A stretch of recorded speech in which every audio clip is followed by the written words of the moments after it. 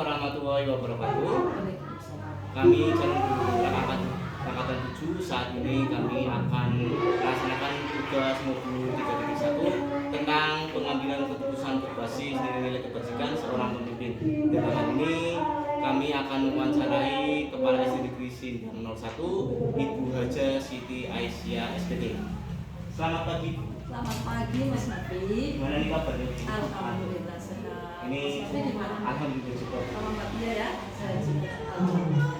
Ini saya minta waktunya sebentar. Karena ini terkait kami melaksanakan tugas dengan Pak untuk mewakili dua orang kepala sekolah. Namun kepala sekolah kami sudah, tinggal nanti ya siap ya Bu. Siap Mas Nabi. Nah ini terkait tentang penanganan kasus yang pernah Ibu alami baik masalah siswa ataupun masalah pelajar.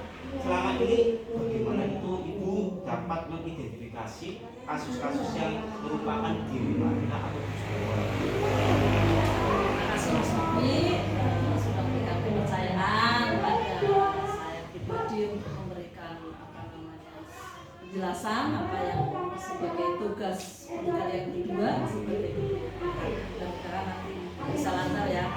Terkait dengan pertanyaan Mas Novi tadi bahwa saya melihat bahwa kasus dilema etika itu merupakan kasus yang terjadi ketika harus memilih dan memutuskan antara dua pilihan yang keduanya adalah benar tetapi bertentangan.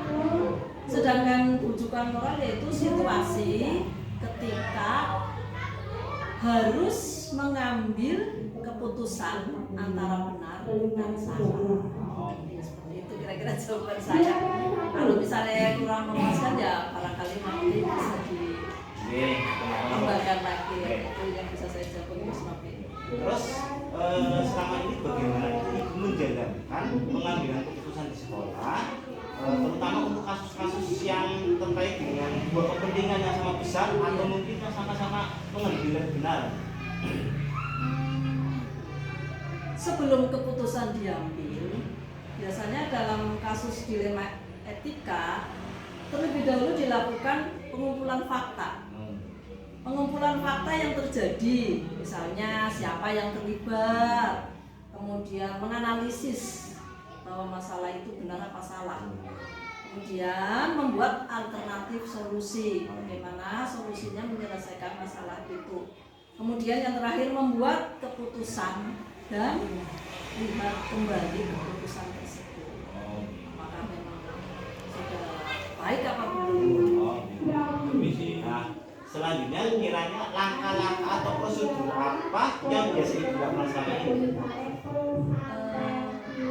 Prosedur yang kami lakukan atau langkah-langkah yang kami lakukan yaitu yang pertama mengumpulkan dulu fakta yang terjadi. Kemenentuan juga sama menentukan siapa yang terlibat dalam kasus tersebut. Kemudian juga sama menganalisis, menganalisa benar atau salah dan membuat alternatif solusi juga sama kayak yang tadi, membuat keputusan dan juga melihat kembali keputusan.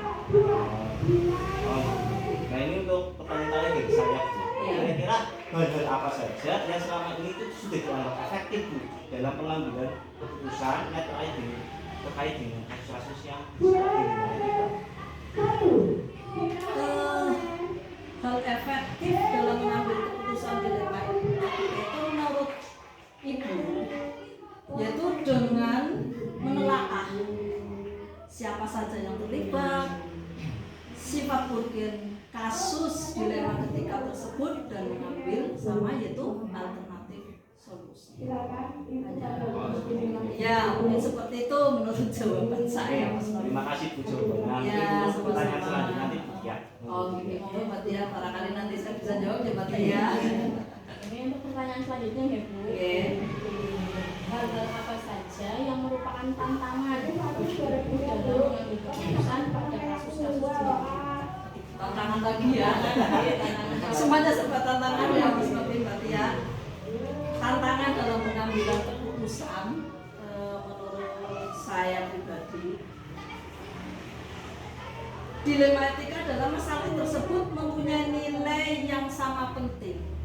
Kemudian karena harus ada didahulukan juga adanya atasan langsung yang terlibat, serta adanya peraturan-peraturan yang harus dipenuhi juga.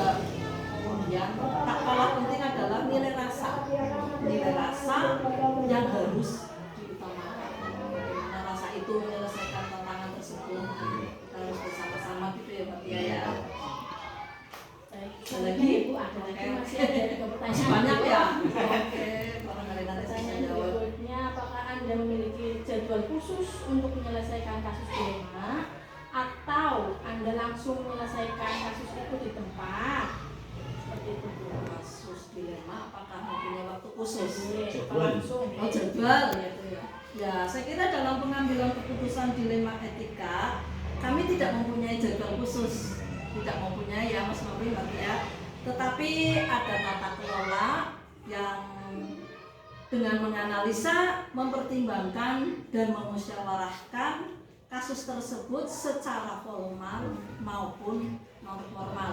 Jadi kayak waktu khusus untuk ini yang ada, mungkin dengan adanya kasus baru kita menyelesaikan seperti itu, tata kelola yang seperti itu. Kemudian adakah seorang atau faktor yang selama ini mempermudah atau membantu Ibu dalam mengambil keputusan? Seseorang atau faktor yang mungkin mempengaruhi ya dalam saya mengambilkan keputusan.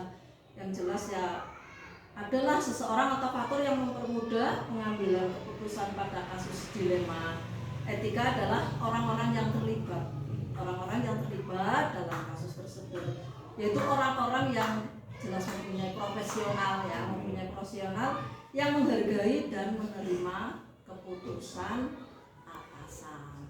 Mungkin itu yang bisa kami jawab. Tadi masih Terakhir Bu, Oke. pertanyaan terakhir Ibu. oke. Dari semua yang Ibu sampaikan, pembelajaran apa yang dapat Ibu petik dari pengalaman dalam mengambil keputusan? Oke. Pembelajaran yang hanya buat pembelajaran yang bisa diambil atau dipetik dari pengalaman keputusan pada kasus dilema etika adalah ya kami sebelum mengambil keputusan harus banyak-banyak menganalisis, iya dianalisa dulu, jangan langsung bla-bla-bla ngambil keputusan, tapi dianalisa kasus yang ada dengan banyak pertimbangan. Setiap keputusan pasti kan tidak mungkin memuaskan semua pihak, ya kan? Keputusan seperti ini mungkin bagi pihak lain memuaskan, bagi saya tidak. Oleh karena itu, semua yang terlibat dalam pengambilan keputusan tersebut itu harus saling hormat dan melaksanakan keputusan yang ditetapkan. Mungkin seperti itu. Saling legowo lah, saling menerima, karena itu kan sudah menjadi keputusan bersama, jadi harus diterima bersama juga. Terima kasih Bu Sudah? atas waktunya. Oke, Dan sama-sama. sudah berkenan untuk menjadi narasumber kami ya Bu. Semoga apa yang Ibu sampaikan dapat bermanfaat bagi kami untuk depannya. Terima kasih ya. Terima kasih juga Mbak Tia sudah mempercayai saya. Mudah-mudahan dalam jenengan sebagai guru penggerak lancar semuanya dalam melaksanakan tugas demi anak-anak bangsa ini menjadi insan yang berguna, bermanfaat untuk semuanya. Selamat ya. Demikian wawancara kami dengan Ibu Kepala Sekolah SD Negeri Sindang 01. Assalamualaikum warahmatullahi wabarakatuh. Waalaikumsalam.